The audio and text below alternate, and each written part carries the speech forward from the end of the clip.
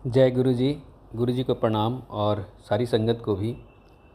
आज 1 जून 2026 गुरु जी के शरीर का जो वो क्रीमेशन हुआ था, वो संस्कार वो आज हुए थे 1 जून को। 30 लेट नाइट गुरु जी ने शरीर छोड़ा था और 31 मई को हमें सुबह ही 8:30 बजे फ़ोन आया था। मुझे डॉक्टर पुनीत का आया था, वो अम्बाला में थे और उन्होंने मुझे बताया गुरु जी की तबीयत ख़राब है और हम ऐसे ऐसे करके। तो मुझे लगा वो तो गुरु जी की तबीयत तो ख़राब रहती थी और वो ठीक भी कर लेते थे, भगवान है वो तो कष्ट लेते हैं अपने ऊपर, कोई बड़ी बात तो है नहीं। आधे पौने घंटे के बाद फिर फ़ोन आया कि उनकी तबीयत ज़्यादा ख़राब है, हमें बड़े मंदिर चलना है। तो मैंने कहा ठीक है आप निकलो, हम भी आ रहे हैं। तो हम भी पीछे से चल पड़े और वो वहाँ से चल पड़े अम्बाला से। और लेकिन रास्ते में हमें ये नहीं था कभी कि गुरुजी शरीर छोड़ देंगे, दूर दूर तक भी नहीं था, क्योंकि 4-5 दिन पहले ही गुरुजी ने हमें बुलाया था 25 मई को और बात भी की गुरुजी ने। तो लग भी नहीं रहा था गुरुजी ने कि शरीर छोड़ देना है, ऐसा कुछ भी नहीं था। वो सबसे पहले पहुँचे, हमसे पहले वो पहुँचे वहाँ जाके बड़े मंदिर में। उन्होंने बताया कि गुरुजी ने शरीर छोड़ दिया है और सामने वो ऐसे पड़े हैं बड़े मंदिर के अंदर। तब भी मुझे तो पर्सनली नहीं लगा कि गुरुजी ने शरीर क्या छोड़ा, वो तो उठ के भी बैठ जाएंगे। वो जो दुनिया को इतना ब्लेस कर रहे हैं, लाइफ ब्लेस कर रहे हैं, मुर्दा को ज़िंदा कर रहे हैं, उनके लिए कौन सी बड़ी बात है। ये तो वो उठ के कभी भी बैठ जाएंगे। हो सकता है कोई गुरुजी लीला कर रहे हो, किसी का कष्ट अपने ऊपर ले रहे हो, तो मेरे को नहीं लगा था ऐसा। लेकिन वहाँ पहुँचे बड़े मंदिर जब जाके मैंने भी देखा, एक बड़ी सीन ही बिल्कुल चेंज था। 25 मई को हम गुरुजी को मिल के आए, तब बात कुछ और वो शरीर ऐसे पड़ा हो चुपचाप। हम जाके बैठ गए और देखते रहे उनको। मैंने टकटकी लगा के मैंने निगाह लगा रखी थी कि गुरुजी की एक उंगली भी अगर हिल गई ना, थोड़ा सा भी मुझे कोई मोमेंट लगे, मैं शोर मचा दूँगा। लेकिन वो ऐसा हुआ नहीं। रात हो गई। मैंने अंकल को जाके बोला भी कि अंकल गुरुजी को रोक लो, बाबा 3 दिन के बाद वापस आ गए थे। अंकल ने भी कहा कि जाके अपना मन च लगाओ, ध्यान जड़ा लगाना है, गुरुजी सानू छड़ गए। वो भी दुखी थे और रात को खुदाई भी शुरू हो गई प्लेटफॉर्म जो समाधि मंदिर की। ऐसे ऐसे करके ना दिल ऐसे और होने लगा कि यार ये तो बात आगे बढ़ रही है। और रात को हम बाहर रुके थे, फिर सुबह हम पहुंच गए और सुबह हमने देखा जाके कि वो तैयारियां चल रही है, प्लेटफॉर्म बन रहा है, लकड़ियां भी आ गई हैं। जो समाधि मंदिर है वहाँ की बात हो रही है। अंदर गए गुरुजी वैसे, और तब फिर कभी आगे कभी पीछे। सतनाम श्री वाहेगुरु जिदे अंग संग प्रभु है, उन्होंने फेर किस दा डर है। यही जगजीत सिंह का 31 को भी लगा रहा और 1 को भी लगा रहा, और कुछ नहीं लगा, बस यही लगा म्यूज़िक में। तो 10-1 बजे हम पीछे गए, मैं और डॉक्टर पुनीत जाके। जब बेचैनी बढ़ी कि ये तो हलचल तेज़ हो गई है, तो जाके हमने पीछे जो कुछ अंकल थे बैठे हुए सेवादार, उनको बोला। वो सामग्री तैयार कर रहे थे, जो हवन सामग्री होती है जो शरीर पे डाली जाती है तब। तो मैंने कहा अंकल रोक लो अभी गुरुजी को। साईं बाबा ही 3 दिन के बाद वापस आ गए थे। वो कहते नहीं नहीं गुरुजी छोड़ चुके हैं, अब सारी तैयारियां हो चुकी हैं। तो मैंने कहा कि ये तो फिर नॉर्मल जैसे किसी इंसान के साथ कर रहे हैं वैसे ही कर रहे हैं, तो हमने तो कोई मौका भी नहीं दिया है, कुछ तो होना चाहिए स्पेशल, ये भगवान है। तो फिर उन्होंने रुके, वो पॉज लिया और बात की आपस में। कहते चलो ठीक है 5 मिनट के लिए मौन करते हैं, म्यूज़िक बंद करके गुरुजी से प्रे करते हैं कि गुरुजी आप जाना मत, वापस आ जाना। ऐसे ऐसे करके हुआ और 5 मिनट के लिए म्यूज़िक बंद हुआ और मौन हुआ, प्रे हुई, सब ने बैठ के किया। लेकिन वो बात उस हिसाब से नहीं बनी।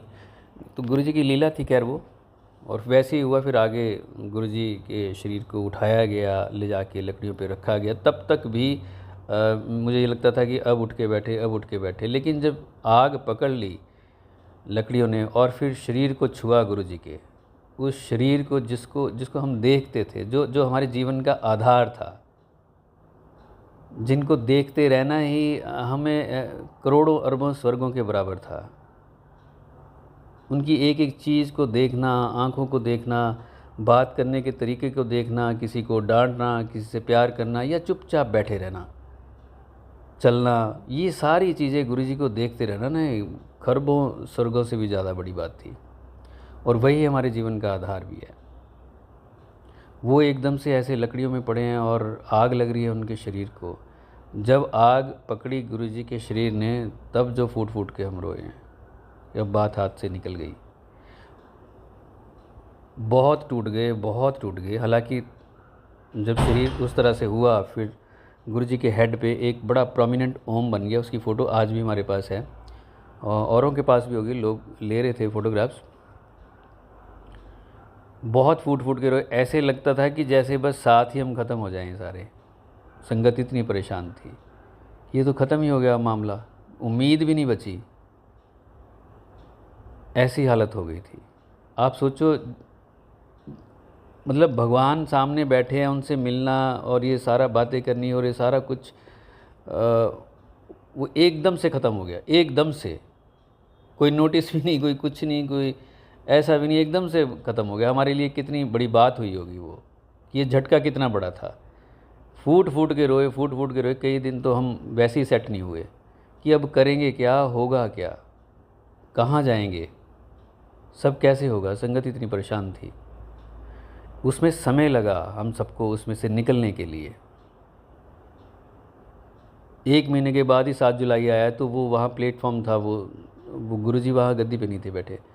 तो वो चीज़ों को हमने ना वो देखा है, फील किया है। फिर धीरे धीरे उससे अगले महीने संगत बढ़ी, उससे अगले महीने संगत बढ़ी, धीरे धीरे करते करते संगत बढ़ने लगी, आने लगी, और उनको देख देख के हम खुश होने लगे कि नई बात बनी हुई है। गुरुजी ने फिज़िकल फॉर्म लेके कल्याण किया, और वो आज तक किए जा रहे हैं, उसमें कोई फ़र्क नहीं है। जब गुरुजी के फिज़िकल फॉर्म में सारे जाते थे, बहुत सी संगत से तब गुरुजी बात नहीं करते थे, लेकिन ड्रीम में आके बता जाते थे। वहाँ जाते थे तो बात नहीं करनी, लेकिन ड्रीम में आके बता जाना, फ्रेगरेंस आ जानी। वही आज भी हो रहा है। मैं अगर अपनी बात करूं, मेरे फादर को गुरुजी ने ब्लेस किया, जो जिन्होंने कभी अच्छे से गुरुजी का सत्संग भी नहीं सुना है, 2009 में, मैं कितनी बार ये बता चुका हूँ, उनके सारे कष्ट अपने ऊपर गुरुजी ने लिए हैं। वेंटिलेटर पे थे, 3 दिन आईसीयू में रहे, और बाद में जब डिस्चार्ज होके आए हैं, उनको तो काले कपड़े वाले भी दिख रहे थे कि वो आ गए हैं लेने के लिए, वो सारा कुछ। लेकिन 4-5 दिन के बाद गुरुजी ड्रीम में आए। गुरुजी कहते कोई ऐदा ही ठीक नहीं हो जाता, तेनों पता है, ये सारे कष्ट में अपने ऊपर लेंदा है। मैंने कहा हाँ जी गुरुजी, देखेगा, हाँ जी। तो गुरुजी ने चोला उठाया, वेंटिलेटर पे जो पाइप्स मेरे फादर की लगी थी वो सब गुरुजी की लगी हुई थी, एज़ इट इज़। कब? 2009 में। कब? गुरुजी के शरीर छोड़ने के बाद। जो मैं सोच रहा था तब कि अब क्या होगा, तब ये हुआ। मेरे ब्रदर को 2012 में डॉक्टर्स ने मना कर दिया कि ये शाम तक है, क्योंकि लीवर सिरोसिस था, ये शाम तक है। खून की उल्टियाँ मेरे ब्रदर करते थे, इतने ना जैसे बर्फ़ी के पीस होते हैं, ये निकलते थे, पूरा फ्लोर भर जाता, देख के भी हम डर जाते थे, इतना खून निकल गया अंदर से, बचा क्या है। वही हुआ था, 2-1 ग्राम खून बचा था। डॉक्टर्स ने कहा ये तो शाम तक है, पेशेंट अपने घर फ़ोन कर दो। मैंने फ़ोन कर दिया, और घर में वो सफाई भी करने लग गए कि बॉडी लेके आ जाएंगे। मैंने प्रे किया गुरुजी को, देख लेना गुरुजी, उम्र बड़ी छोटी है। तभी डॉक्टर्स की टीम आई और उनको ले गए, और ठीक होके आ गए वो 4 दिन के बाद वापस। 5 साल रहे, क्योंकि वो ड्रिंक करते थे, आदत थी, वो जाती नहीं थी उनकी। 5 साल जब भी वो दिक्कत होती थी गुरुजी ठीक करते थे, लेकिन 5 साल के बाद वो चले गए। फादर को 8-9 साल दिए। फादर ने शायद ही एक आधी टैबलेट खाई होगी जब गुरुजी ने ब्लेस किया कि ये सारे कष्ट मैंने अपने ऊपर लिए, शायद ही कोई। और 80 साल की एज में वो गए हैं। ब्रदर को 5 साल दिए, 12 से लेके 17 तक। कब? शरीर छोड़ने के बाद। मुझे किसी ने डिच कर दिया था 2009 में। गुरुजी तुरंत आए ड्रीम में, परेशानी संगत की देखी नहीं जाती, गुरुजी से तुरंत आए और कहा कि देख ली दुनिया, इत्थे कोई किसी का नहीं है, सब इदां ही होंदे हैं। वो बहुत बड़ा मास्टर है, ਉਹਦੇ काम करने के तरीके अपने हैं, टाइम आने ते सब पता लग जूगा तेनों। कब? जब गुरुजी ने शरीर छोड़ दिया, तब की बात है ये, उससे भी 2 साल के बाद की। तो उसमें कोई फ़र्क नहीं आया। मैं बीमार था 2005 में, बीमार क्या, मैंने कोई टैबलेट खा ली थी, 2005 दिसंबर की बात है। रिएक्शन कर गई, जब गुरुजी फिज़िकल फॉर्म में थे, रिएक्शन कर गई, और मैं ऐसे हो गया जैसे बस अब गया और तब गया, ठंडा पड़ गया था, डॉक्टर्स भी कह रहे थे कि फटाफट इसको रेफ़र करो, घर वाले भी आ गए थे। तो डॉक्टर यशपाल है वो मेरे सामने आए, मेरे को सुनना बंद हो गया था, आँख तक भी नहीं खुल रही थी, ठंडा शरीर पड़ गया था। एक तरह से वो लास्ट मोमेंट थी मेरी, लास्ट मोमेंट, बिल्कुल ठंडा पड़ा था और सारे घबराए हुए थे। डॉक्टर यशपाल आए, दूर से आवाज़ कर रहे थे, गौतम देखे थे गौतम। मुझे आवाज़ भी बड़ी डिम, बड़ी दूर से सुनाई दी, जैसे कोई 1 किलोमीटर से बोल रहा हो। मैंने आधी आंखें मैं खोल पाया पूरा जोर लगा के, और जब देखा उन्होंने अपनी हथेली पे छोटा सा गुरुजी का स्वरूप रखा, तो छोटी छोटी फ़ोटो तब मिलती थी गुरुजी की, वो उन्होंने दिखाया और मैंने आधी आंखों से देखा और मैं उठ के बैठा था। मैंने ऐसे ही मन में कहा गुरुजी, और मैं उठ के बैठा था 5 मिनट के अंदर, और रात को भरपेट खाना खाया। ये तब की बात है जब गुरुजी फिज़िकल फॉर्म में बैठे एम्पायर स्टेट थे, ट्रीट मुझे यहाँ कर रहे थे। तो तरीका वही है, सेम तरीका है जो फिज़िकल फॉर्म में था, जो आज है, कोई फ़र्क नहीं है इसमें। अभी 2-3 साल पहले हम वृंदावन गए, मैं दोबारा ये सारी सत्संग इसलिए कर रहा हूँ कि जिसको नहीं पता है वो भी सुन ले।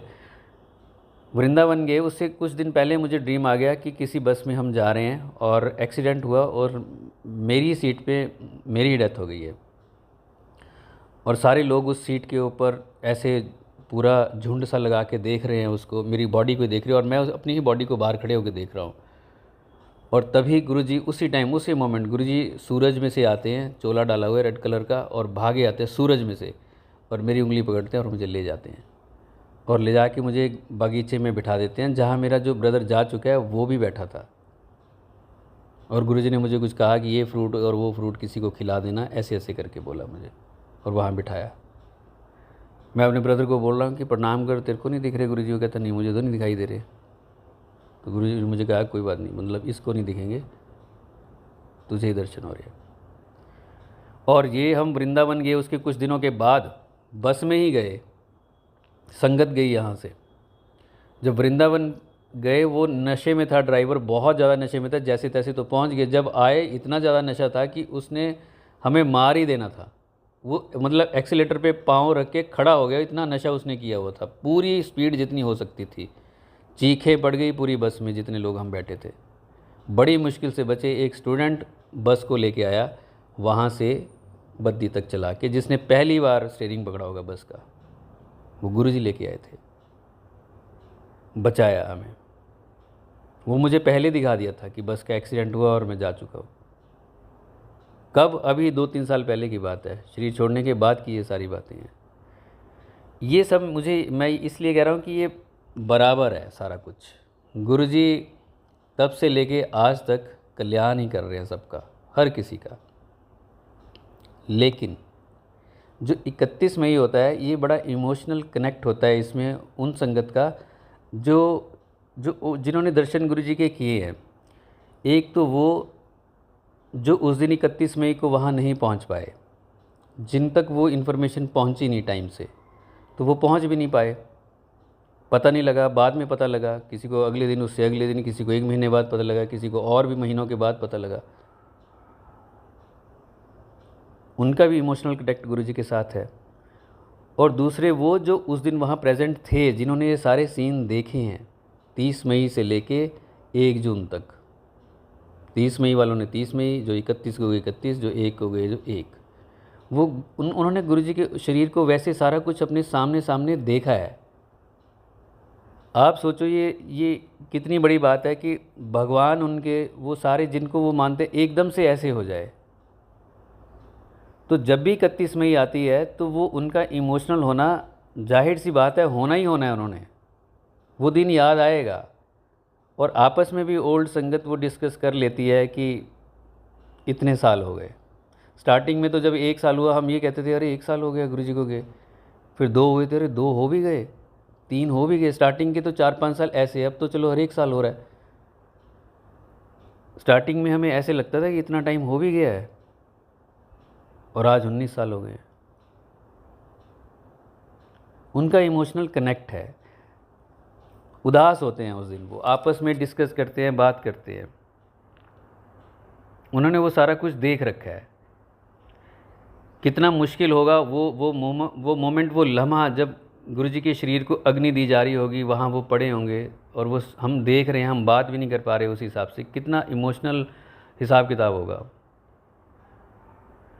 लेकिन अगर कोई कहीं पे कभी आज की डेट में कोई फ़ोटो डाल देता है गुरु जी की वो वाली, तो लोग कह देते हैं कि नहीं ये फ़ोटो मत डालो, गुरु जी तो आज भी हैं, आप ये फ़ोटो ही मत डालो। आप फ़ोटो भी नहीं देख सकते और जिन्होंने देखा है सारा कुछ उनका क्या?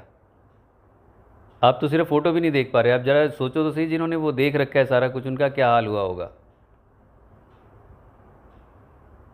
एक फ़ोटो भी नहीं देख पा रहे आप। ये सच्चाई है, गुरु जी ने ये दिखाया है, ये उससे मुंह कब तक मुंह मोड़ते रहेंगे कि जो आया है वो जाएगा भी, शरीर का हिसाब किताब है। लेकिन मैं भगवान हूँ, पहले भी मैं और बाद में भी मैं। कोई कहता है हलवा मत बनाओ इस दिन, क्यों भाई हलवा क्यों ना बनाओ, गुरु जी तो प्रेजेंट है। अरदास भी होती है गुरुद्वारे में, उसके बाद हलवाई तो हलवा प्रसादी तो होता है, तो हलवा क्यों ना हो, गुरु जी प्रेजेंट है, हमेशा 24 घंटे प्रेजेंट है, तो हलवा क्यों ना हो, कि वेलकम बैंड ना हो, क्यों ना हो,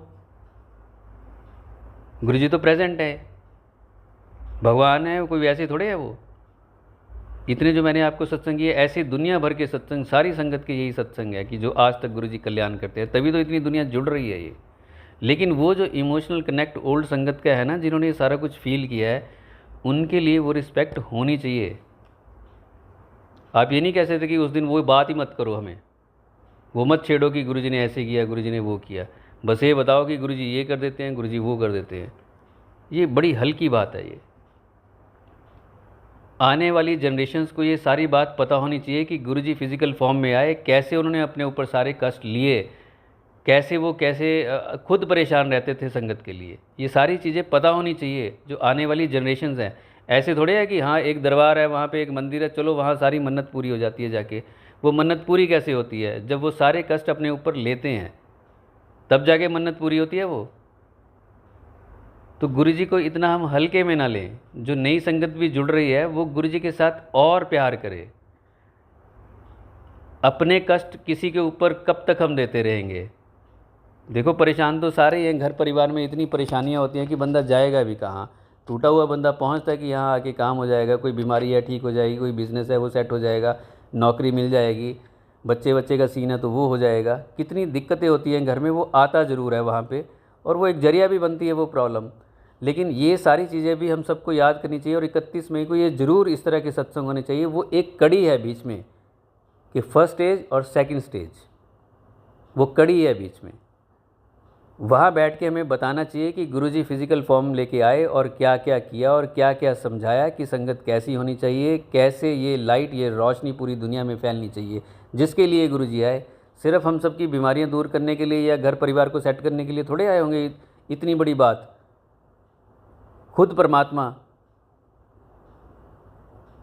वो तो किसी को भी भेज सकते थे लेकिन खुद आए।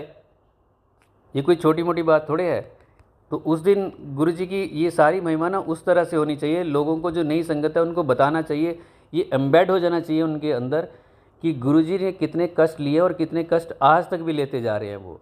अगर हम कुछ गुरु जी को बोलते हैं तो सोच समझ के बोलें। गुरु जी से जाते ही हम प्यार करने लग जाए ना तो गुरु जी अपने आप सारा कुछ सेट कर देंगे।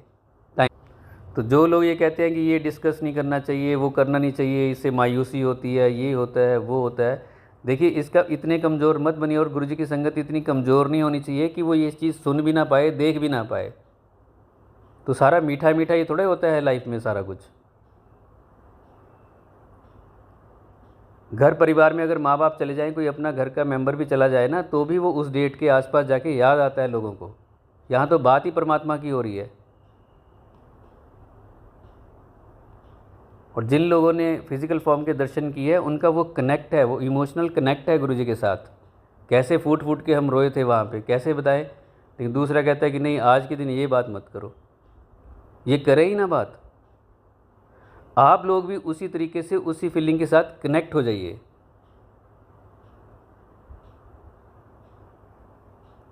लाइफ हमेशा एक जैसी थोड़ी रहती है, और ये बहुत बड़ी जिम्मेदारी है कि गुरुजी हमारे कष्ट अपने ऊपर लिए जा रहे हैं, हमारा कल्याण किए जा रहे हैं विदाउट एनी फेल। डे 1 से आज तक, और ये सदियों तक ऐसे होता भी रहेगा। हम सारी ओल्ड संगत चले भी जाएंगे दुनिया से, 20-50 साल में सारे खाली हो जाएंगे, चले जाएंगे। पीछे से आने वाली जनरेशन्स क्या करेंगी, क्या नहीं करेंगी, किस चीज़ को तोड़ मरोड़ के पेश किया जाएगा, गुरु जी को कैसे रखा जाएगा सामने कि आओ भाई यहाँ आके सारा कुछ हो जाता है। तो ये जो लिगेसी है ना, ये सारी चीज़ें गुरु जी का, जो गुरु जी की देन है, वो सारी एज इट इज़ आगे ट्रांसफ़र होनी चाहिए। और गुरु जी की सेइंग्स कि गुरु जी के पास आके गुरु से प्यार कैसे किया जाता है, भगवान से डरना नहीं है, प्यार करना है, ये सारी एज इट इज़ अगली जनरेशन तक जानी चाहिए। अगर आज ही हम ये कहने लगे कि हम ये फ़ोटो नहीं देख सकते, हम ये नहीं कर सकते, हम हलवा नहीं बनाना, वो नहीं बनाना, तो अगली जनरेशन तो पता नहीं क्या करेंगी। तब तो ओल्ड संगत भी नहीं होगी कोई बताने के लिए कि भाई ऐसा नहीं वैसा होगा। 20-50 साल के अंदर अंदर लास्ट बंदा भी जो ओल्ड संगत का होगा वो भी चला जाएगा दुनिया से। और आने वाले 100 सालों में कौन होंगे, कौन जुड़ रहे होंगे, क्या कर रहे होंगे। तो आज ये ओल्ड संगत की भी जिम्मेदारी है कि सारी चीज़ों को संजो के रखे और एज इट इज़ आगे ट्रांसफ़र करे, जैसे सारे अपनी तरफ से लगे भी हुए हैं। और नई संगत की ये जिम्मेदारी है कि उसको एज इट इज़ उठाए और एज इट इज़ आगे रखे। जो लोग इधर उधर चीज़ों को उलझाते हैं उन्हें समझना चाहिए कि छोटी मोटी बात नहीं है ये। आप सोचो कितनी कैसी कैसी संगत है कि कैसे बिजनेस हो रहे हैं गुरुजी के नाम पे और सारा कुछ, और इसमें कोई कोई ओल्ड संगत भी इन्वॉल्व है जिनका कल्याण गुरुजी ने किया है। सोचो कितना दुख गुरुजी को होता होगा कि मेरे ही सत्संग को ऐसे ऐसे पेश करके लोगों को बेवकूफ़ बनाया जा रहा है और पैसे ऐंठे जा रहे हैं। कितना दुख होता होगा गुरु को। और वो गुरु खून की उल्टियाँ करे, तकलीफ़ में रहे, हाय हाय करे, और एक बंदा उनके सत्संग को ऐसे सामने पेश करके या फिर संगत को वर्ग ला के बेवकूफ़ बना के उसका बिज़नेस क्रिएट कर दे। ये कितना बड़ा धोखा होता है ये गुरु को भी और संगत को भी। कहाँ जाके इसकी भरपाई होगी, कोई हिसाब है इसका? एक एक चीज़ नोट हो रही है गुरु जी के सामने, एक एक चीज़ हो रही है। मन भी कैसे कर जाता है कि कोई हमारी बीमारियां अपने ऊपर ले रहा है, हमारे रास्ते के रोड़े हटा रहा है, पत्थर हटा रहा है और फूल बिछा रहा है, और हमें पता भी नहीं लग रहा है, हमारा रास्ता साफ़ होता जा रहा है। वो सारे कष्ट वो गुरु जी अपने ऊपर ले रहे हैं। उनकी संगत को हम बेवकूफ़ ना बनाए, उनको हम यूज़ ना करें बिज़नेस पर्पज़ के लिए। शर्म भी नहीं आती होगी? हिसाब तो एक दिन होना ही होना है, और जिस दिन होना है वहाँ कोई नहीं खड़ा होगा सपोर्ट करने के लिए, कोई वकील नहीं होगा। इससे ज़्यादा धरती पे और क्या हो सकता है कि गुरुजी खुद आए और आके हम सबका कल्याण कर रहे हैं। देखिए कितना कुछ चलता रहता है। संगत में जाते हैं, कोई बच्चों को, छोटे छोटे बच्चों को लेके जाता है सत्संग में, बच्चे भी चै चै पै पै कर रहे हैं। गुरुजी की महिमा कोई सुना रहा है, कोई रो के सुना रहा है, कोई इमोशनल हो के, कोई कैसे सुना रहा है। वो कितनी डिस्टर्बेंस उसमें होती है। कितनी बार लोगों को बता चुके होते हैं कि बच्चों को मत लेके जाइए। अगर लेके जाओ तो एक बंदा बाहर रहे, जब सत्संग शेयरिंग हो रही हो तब स्पेशली, जब गुरुजी की महिमा का गुणगान हो, बच्चे को लेके कोई बाहर रहे या एक रूम हो जहाँ पे सारे बच्चों को बिठाया जाए। ये भी तो सेवा है, लेकिन फिर भी लेके आए जाते हैं। गुरुजी की महिमा इस धरती पे हो रही है, वो हमारे कल्याण का रास्ता है। एकदम से वो लय टूट जाती है, बोलने वाले की भी और सुनने वाले की, जिसने ध्यान लगा रखा होता है। ये जिम्मेदारी हम सबकी तो है। बहुत ही आसान रास्ता गुरुजी ने हमें दिया है, बहुत ही आसान रास्ता। इससे आसान धरती पे नहीं हो सकता है। हाँ, कोई उसे कॉम्प्लिकेट करना चाहता है, अपनी लाइफ को और उलझाना चाहता है तो वो उलझा सकता है, तो वो खुद उलझाए, दूसरों को ना उलझाए। इतनी सिंप्लिसिटी के साथ कल्याण हो रहा है। बहुत से लोग ऐसे हैं जो गहरे सत्संग जो है वो सुनते ही नहीं हैं। उनको लगता है कि नहीं, हमें नहीं, बस ये मोटी मोटी बात बताओ भाई, ये क्या, ये हमारे बस की नहीं है। ये ठीक है कि घर परिवार में फंसे हुए लोग हैं, उनको तो सबसे पहले वो सोल्यूशन चाहिए उस समस्या का। बाद में ये बात की बातें हैं कि और आगे बढ़ना है, आत्मा परमात्मा, सुख दुख, ये बात की बातें। उनको तो ये है कि जहाँ हम फंसे हैं पहले वहाँ से निकलें।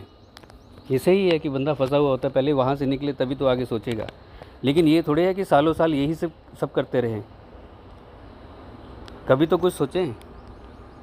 और ये तो फ़ायदे अपने की बात है, किसी दूसरे का थोड़े होगा। आज हम मर जाएंगे तो कल कोई घर वाले भी क्या है, 4 दिन 6 दिन होंगे, उसके बाद सारी ट्रैक पे आ जाती है गाड़ी, किसी को परवाह भी नहीं होगी।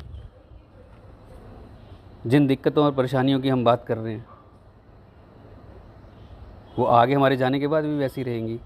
कभी सॉल्व हो जाएंगी, कभी और बढ़ जाएंगी, ये ख़त्म थोड़े होंगी कभी।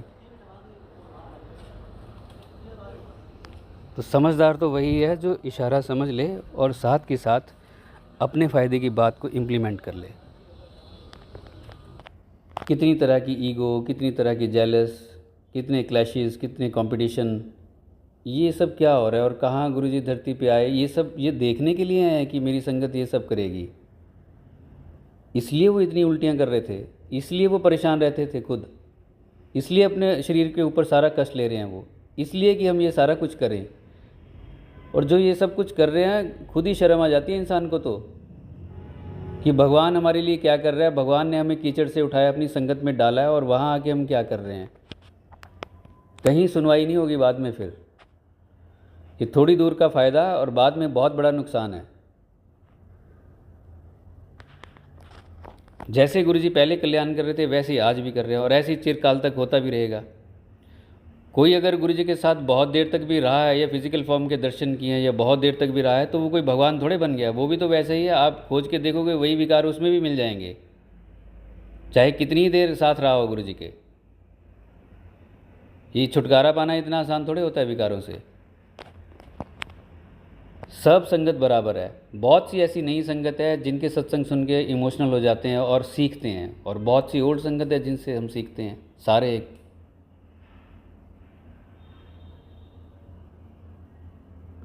लेकिन ये कलेक्टिव जिम्मेदारी है।